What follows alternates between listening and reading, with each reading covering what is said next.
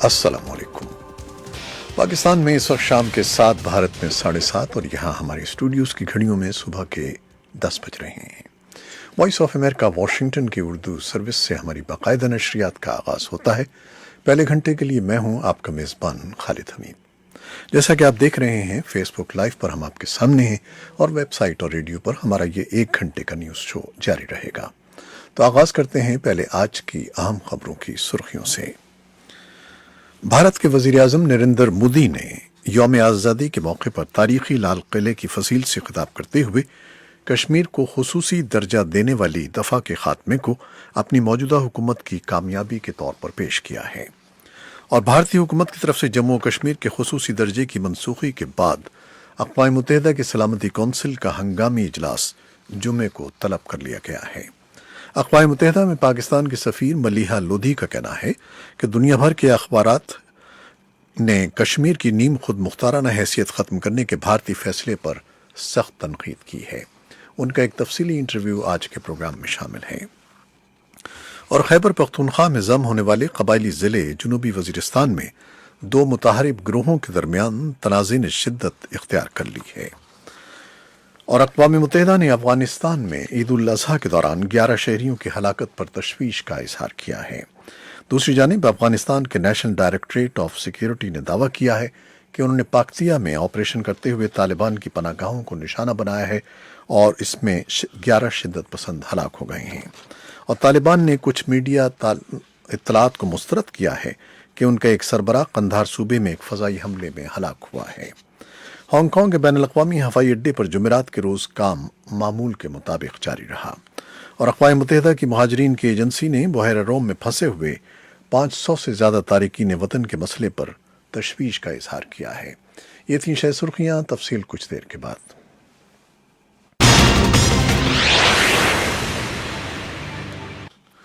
खबरें अब तफसील के साथ। भारत के वज़ीर-ए-आज़म नरेंद्र मोदी ने उस मुतनाज़िया फ़ैसले का दिफा किया है जिसमें भारत के ज़ेर इंतज़ाम कश्मीर की खुद मुख्ताराना हैसियत को ख़त्म किया गया है। वो जुमेरात के रोज़ मुल्क यौम आज़ादी के मौक़े पर तारीखी लाल किले से कौम से खिताब कर रहे थे। मोदी का कहना था कि जम्मू कश्मीर और लद्दाख में पुराने इंतज़ामात के बदउनवानी और अक़रबा परवरी को जन्म देने वाले इक़दामात थे और ख़वातीन, बच्चों और कबायली बिरादरियों के लिए गैर मुनसिफ़ाना माहौल पैदा हुआ। लेकिन इस कानून पर तनकीद करने वालों को ख़तरा है कि नए कानून के तहत वो भारतीय जो कश्मीर के शहरी नहीं हैं वो भी वहाँ जायदादें खरीद सकते हैं और इससे इलाके में मुसलमान अक्सरियत को नुकसान पहुँचेगा। भारत के ज़ेर इंतज़ाम कश्मीर के मुसलमान अक्सरियती इलाकों में 4 अगस्त से लॉकडाउन है और कश्मीर के अंदर और बाहर मुवासलाती राब्ते मुनक़दा हैं। नई दिल्ली ने हज़ारहा फ़ौजी इस इलाके में तैनात कर दिए हैं। भारत के ज़ेर इंतज़ाम कश्मीर की सूरत हाल पर मुशावरत के लिए अक़वाम मुत्तहिदा के सिक्योरिटी कौंसिल का खुसूसी इजलास चीन की दरख्वास्त पर जुमे को तलब कर लिया गया है। अगस्त में सिक्योरिटी कौंसिल की सदारत पोलैंड के पास है। पोलैंड की सफ़ीर ने वॉइस ऑफ अमेरिका से गुफ्तगू में इजलास तलब करने की तस्दीक की है। पोलैंड की सफ़ीर जोआना वॉरेनिका ने बताया है कि सिक्योरिटी कौंसिल का बंद कमरे में इजलास बीजिंग की दरख्वास्त पर हो रहा है। वाज़ेह रहे कि सिक्योरिटी कौंसिल जुमेरात के रोज़ काम नहीं करेगी, इसलिए ये मुशावरती मीटिंग जुमे को होगी। इत्तलात के मुताबिक आलमी इदारे की सिक्योरिटी कौंसिल की मीटिंग के लिए पाकिस्तान ने बुध के रोज़ दरख्वास्त दी थी। ज़राए का कहना है कि सिक्योरिटी कौंसिल 50 साल के वक्फे के बाद कश्मीर के मामले को ज़ेर गौर लाएगी। पाकिस्तान के वज़ीर ख़ारजा शाह महमूद कुरैशी ने अपने रूसी हममनसब सरगई लैवरोव से रब्ता करते हुए उन्हें भारत के ज़ेर इंतज़ाम जम्मू कश्मीर की मौजूदा सूरत हाल से आगाह किया है। भारत के ज़ेर इंतज़ाम कश्मीर में आर्टिकल 370 के ख़ात्मे के बाद पाकिस्तान की हुकूमत के आलमी रहनुमाओं के साथ राब्ते जारी हैं और इस सिलसिले में ताज़ा तरीन राब्ता शाह महमूद कुरैशी ने रूस के वज़ीर ख़ारजा से किया है।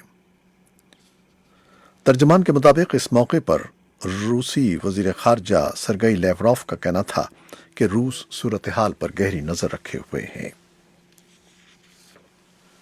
अक़वाम मुत्तहिदा ने अफ़गानिस्तान में ईद उल अज़हा के दौरान 11 शहरियों की हलाकत पर तशवीश का इज़हार किया है। خبر رساں ادارے رائٹرز کے مطابق اقوام متحدہ نے اپنے ایک بیان میں کہا ہے کہ وہ افغانستان کے صوبے پکتیا میں ہونے والے افغان سیکورٹی فورسز کے آپریشن میں 11 شہریوں کی ہلاکت کی اطلاعات پر فکر مند ہے۔ دوسری جانب افغانستان کے نیشنل ڈائریکٹوریٹ آف سیکورٹی نے دعویٰ کیا ہے کہ انہوں نے پکتیا میں آپریشن کرتے ہوئے طالبان کی پناہ گاہوں کو نشانہ بنایا ہے۔ این ڈی ایس کے مطابق اس آپریشن میں 11 شدت پسند ہلاک ہوئے ہیں، جن میں طالبان کے 2 کمانڈرز بھی شامل ہیں، جبکہ طالبان نے کچھ میڈیا اطلاعات کو مسترد کیا ہے کہ ان کا ایک سربراہ قندھار صوبے میں ایک فضائی حملے میں ہلاک ہو گیا ہے۔ طالبان کے ترجمان قاری محمد یوسف احمدی نے ایک ٹویٹ میں کہا ہے کہ ملا صدر ابراہیم کو کوئی غزن نہیں پہنچی ہے۔ ان کا کہنا تھا کہ کچھ میڈیا کے ادارے یہ افواہ پھیلا رہے ہیں کہ ان کے چیف آف ملٹری کمیشن ملا صدر ابراہیم ایک فضائی حملے میں مارے گئے ہیں، جو بالکل غلط ہے اور وہ بالکل ٹھیک ہیں۔ افغانستان کے صدارتی محل کا کہنا ہے کہ امریکی عہدیداروں نے دوحہ میں ہونے والے امریکہ اور طالبان کے درمیان 8ویں دور کی تفصیلات اور معاہدے کے حتمی مسودے سے صدر اشرف غنی کو ابھی تک آگاہ نہیں کیا ہے، اس لیے افغان حکومت اس دور میں ہونے والی بات چیت سے لا علم ہے۔ ایک صدارتی ترجمان صدیق صدیقی نے ایک نیوز کانفرنس میں امریکی حکومت سے کہا کہ وہ ان مذاکرات کے بارے میں افغان حکومت کو آگاہ کرے۔ اسی اثنا میں طالبان کے سابق عہدیداروں نے کہا کہ امریکہ اور طالبان کسی حتمی معاہدے پر نہیں پہنچے ہیں، اس لیے امریکی عہدیداروں نے امن معاہدے کے مندرجات سے افغان حکومت کو آگاہ نہیں کیا ہے۔ طالبان کے ایک سابق عہدیدار وحید مزدہ اور سیاسی تجزیہ کاروں نے وائس آف امریکہ کو بتایا ہے کہ معاہدے کو حتمی شکل دینے کے بعد اس مسودے کی تفصیلات افغان حکومت کو بتائی جائیں گی اور متحدہ قومی حکومت سے بات چیت کی جائے گی۔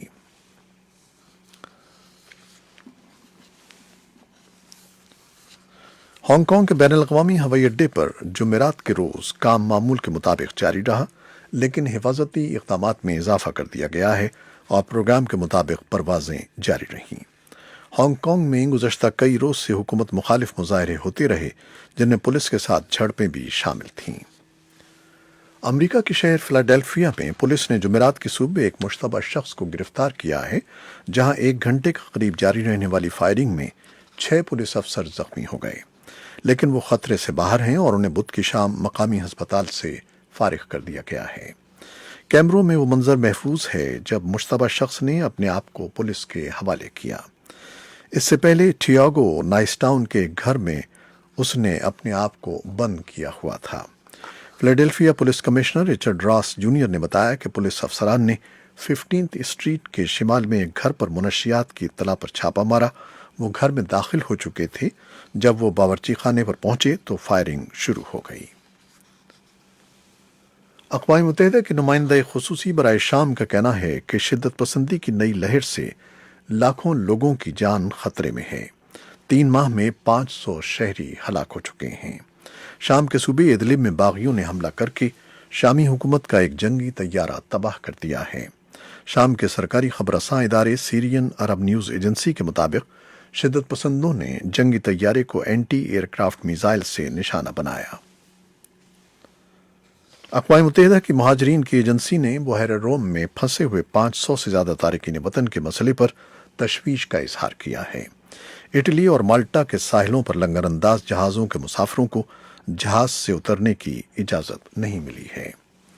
امریکہ کے صدر ڈونلڈ ٹرمپ نے کہا ہے کہ چین جب تک ہانگ کانگ کے جمہوریت نواز مظاہرین کے ساتھ ان کے انسانی مسئلے کو حل نہیں کرتا، اس کے ساتھ تجارتی معاہدے میں تاخیر ہو سکتی ہے۔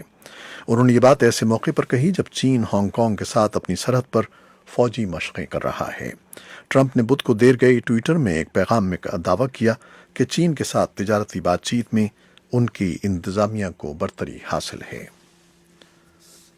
جاپان میں اسٹاک مارکیٹ جمعرات کے دن گر گئی، تاہم اتنی تیزی سے نہیں جتنا کہ ایک دن پہلے امریکی منڈیوں میں ہوا تھا، جس سے کساد بازاری کا خدشہ پیدا ہو گیا تھا۔ بدھ کے دن بڑے یورپی اشاریے بھی تیزی سے گر گئے۔ تجزیہ کاروں نے جرمنی اور چین کے کمزور اقتصادی اعداد و شمار کو دنیا میں ممکنہ اقتصادی مندی کے لیے خطرناک اشارہ قرار دیا تھا، اور جنوبی کوریا کے صدر مون جائے ان نے کہا ہے کہ ان کا ملک جاپان کے ساتھ بڑھتے ہوئے تجارتی تنازع کو بخوشی طے کرنے کو تیار ہے، बशर्ते कि जापान मुज़ाकरात के लिए आमादा हो जाए। ये थी वो खबरें जो फेसबुक लाइव पर हमने आपके लिए पेश की। वेबसाइट और रेडियो पर हमारा ये 1 घंटे का न्यूज़ शो जारी रहेगा। कैमरामैन मंसूर मलिक के साथ फेसबुक लाइव से इजाज़त चाहते हैं। अल्लाह हाफिज़।